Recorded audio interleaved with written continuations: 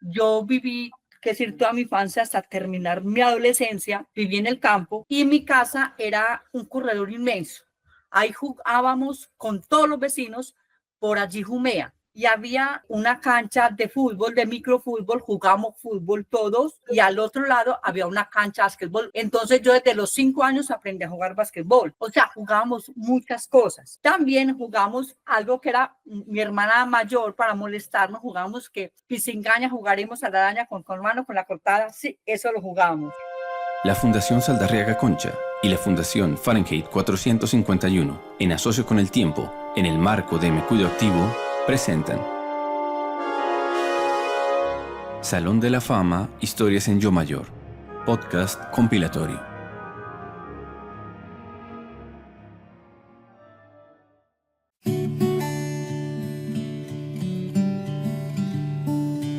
Yo me acuerdo en Bogotá cuando se inauguró el almacén Sears, pero el secreto del almacén Sears es que tenía la primera escalera eléctrica que hubo en Bogotá, y a nosotros nos llevaban a subir y bajar por la escalera eléctrica. Era una felicidad. Y me acuerdo que mi hermano se perdió en la escalera eléctrica. Mis papás estaban muy afanados, pero nosotras estábamos felices porque mientras buscaban a mi hermano, podíamos subir y bajar más veces por la bendita escalera eléctrica de Sears. Era muy interesante como esa cosa nueva que había en Bogotá, que era una escalera eléctrica que uno podía usar. Yo no sé para qué año fue que llegó a Kennedy el primer televisor, pero lo que sí me acuerdo que él trabajaba como en una empresa, una cosa así que les pagaban muy bien, y ese señor fue el primero que compró un televisor en blanco y negro. Entonces todo el mundo se arrimaba para ver en la ventana, pero yo no sé quién le dijo a la señora que acomodara mejor la sala y pusiera unos ladrillos y unas tablas y que alquilara la televisión. Y yo me acuerdo que costaba como 5 centavos, pero para conseguir una moneda de eso era bien difícil. En esa época nosotros veíamos que las botellas tenían un costo. Entonces lo que hacíamos era que entre mi hermano y otros 2 que habían ahí, que al primero consiguiera cómo conseguir una botella y venderla, pues ya teníamos para entrar a televisión. Era maravilloso porque nosotros nos perdíamos toda la tarde ahí hasta cuando ya mi mamá se dio cuenta de que nos metíamos allá. Y no, señora, le dijo, señora, la familia Carreño, señora, no sé qué, no me les vuelva a dejar entrar acá a ver televisión porque no hacen tareas, no hacen esto, y nosotros no hacíamos nada de eso por estar ahí. Así que eso es muy chévere, eso volver a esos tiempos, porque me da cuenta que éramos atrevidos. Tendríamos unos 4 años más o menos, y mamá guardaba todo bajo, pues en una despensa, en un cajón. Se nos dio la buena idea de coger mi hermano una botella Cinzano y Marta Lucía una barra de chocolate cruda. Nos metimos en un closet y nos comimos la barra de chocolate y mi hermano se emborrachó. Mamá embolatada, después mirando dónde estaban los gemelos. Los gemelos se durmieron encerrados cuando encontraron la escena de mi hermano con la botella medio vacía y yo con una buena indigestión por el chocolate.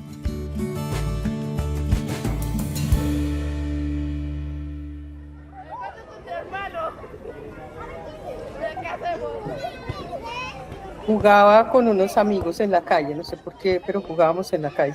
Y nos dio una vez por echarle piedra a los buses que pasaban. Y yo dije que yo soy capaz de darle a un bus. Y fui capaz de darle un bus. Pero el chofer del bus se bajó y se fue a dar quejas a la casa. Yo me fui al baño, me encerré en el baño. Y entonces el chofer le dijo a mi mamá que la próxima vez que esa muchachita tire piedras a los buses, vamos a llamar a la policía. Y mi mamá le contestó, me parece muy bien, llamen a la policía y si la niña está molestando, pues que se la lleven. Yo no recuerdo que me hayan castigado ni nada de eso, pero suficiente castigo era pensar que la policía iba a venir a mi casa y me iban a llevar a una cárcel. Todavía me acuerdo de esa pilatura.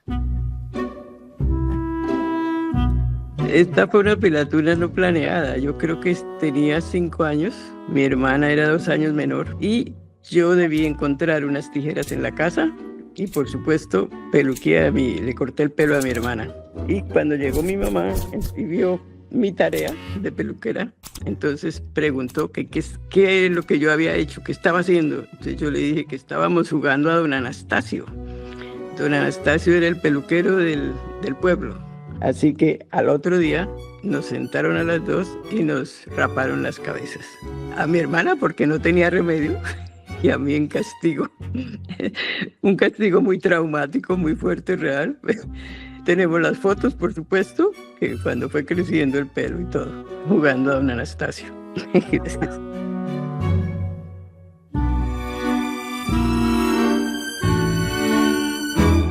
Uno cuando está pequeño y es consentido y que lo quieren todos y que le cumplen los caprichos, uno como que aprovecha el cuarto de hora. Y siempre que íbamos al río a lavar, por ser una mujer de campo, una niña del campo, nos íbamos a lavar al río y yo aprovechaba a llevar los zapatos y dejar que los zapatos se fueran al río para que me compraran otros. Entonces eso era terrible porque casi siempre iba, digamos, con los empleados que lavaban la ropa, en las mulas, se hacía la comida a la orilla del río y durábamos casi todo el día por allá. Decían, no la volvemos a traer más al río. Esa es una de las pilaturas.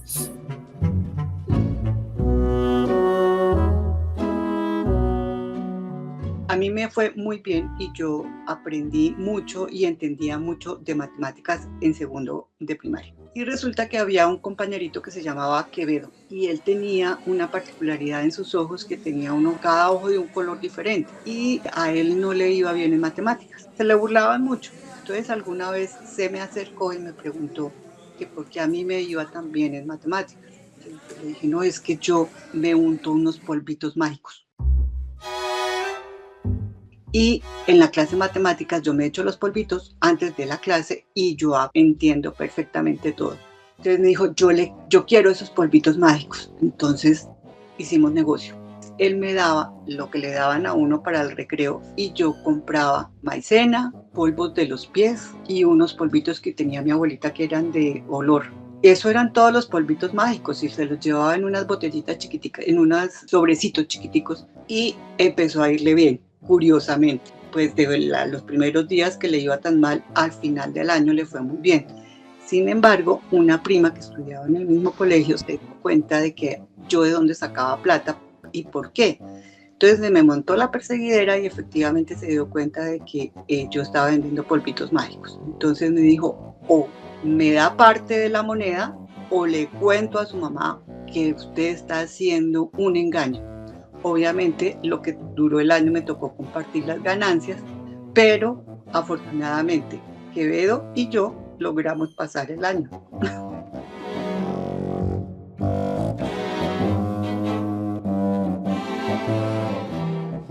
Una vez, pues ya habíamos estado acá en Bogotá y vimos que la minifalda estaba de moda. Nosotros tendríamos por ahí que unos 7 y 9 años más o menos. Pues nosotros qué minifalda nos iban a comprar en esa época, ¿no? Entonces cogimos 2 fundas, que en ese tiempo las fundas no eran cerradas por un lado, sino abiertas. Y cogimos la angostica para mi hermana, que era la flaca, y una anchita para mí, y era un domingo. Y nos fuimos a misa con nuestras minifaldas, pues claro, por el camino todo el mundo sorprendido, nos miraba, entramos a la iglesia, las compañeras nos miraban y se secreteaban. Después hicimos nuestras compras y nos devolvimos para la casa. Con tan mala suerte que cuando llegamos a la casa mi abuela estaba en el patio. Pues cuando la vimos nos tiramos al pastal y no nos queríamos parar de ahí para que ella no nos descubriera.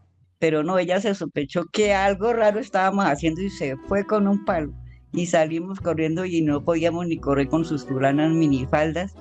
Pero no, la tunda sí lo nos ganamos. Maldades que hacíamos con mi hermana.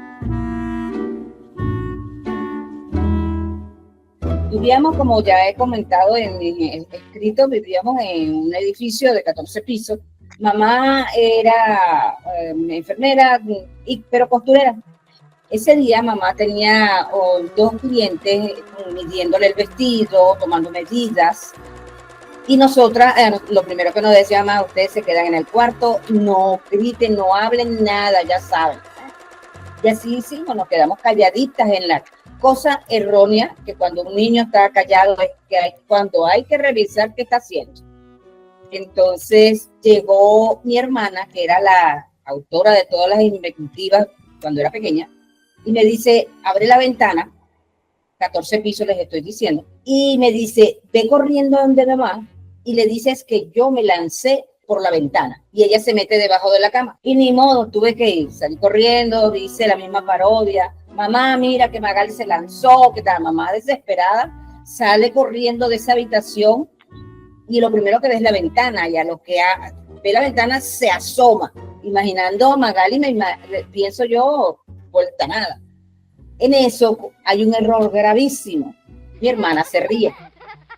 Cuando mamá oye la risa de mi hermana, se voltea de una forma tan horrorosa y se agacha y la saca por las mechas, como dicen aquí, la saca por los cabellos y la deja ahí.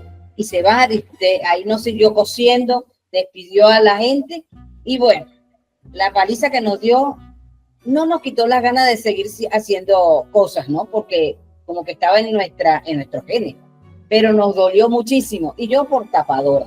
Esa es una de las tantas travesuras.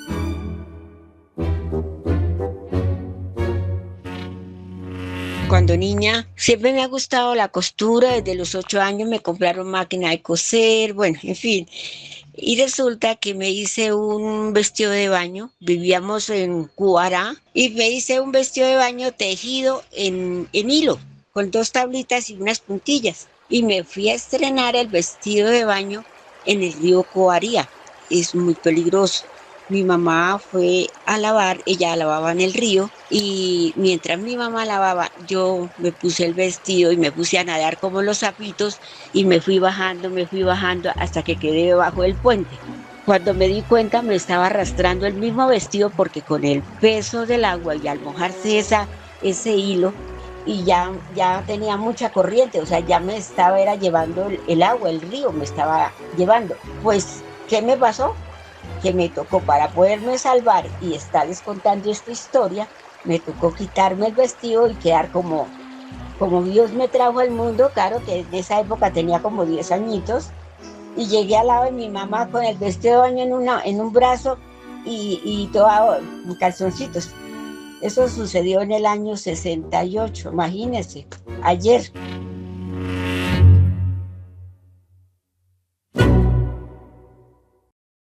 Pero me trajo muchos recuerdos de mi niñez, que yo soy de Zipaquirá, y pues todo lo que evocaban ahí me traía los recuerdos de mi madre, que fue muy linda conmigo. Y pues ahorita ya estoy viviendo en mis 82 años y pues estoy sola. Me da demasiada tristeza porque no tengo con quién compartir. Con ella compartí los últimos años, y yo me acordé de mi abuela, que ella me enseñó siempre un parrafito, y eso fue lo único que se me quedó. Y para prepararme para ir al colegio, ella me enseñó esa poesía tan hermosa. Hoy cumples 15 años, Lola, 15 años, sí, madre mía, y mi mayor alegría es usar traje de cola. No estudiar, ni hacer calcetes, ni hacer crochet, ni el encaje, ni tanto estudio salvaje que me oprime y que me aprieta. Y eso me lo enseñaba mi abuelita. Y trajo a mi memoria todos esos recuerdos tan bonitos, que eso es imborrable en la vida de uno.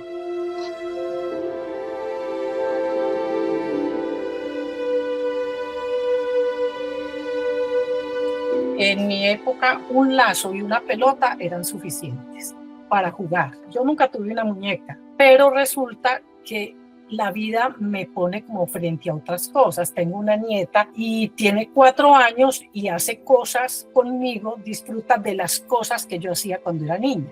O sea, ella tiene un cuarto lleno de checheras y de juguetes, pero ella disfruta con las plantas, con la arena y el barro, coser, sembrar.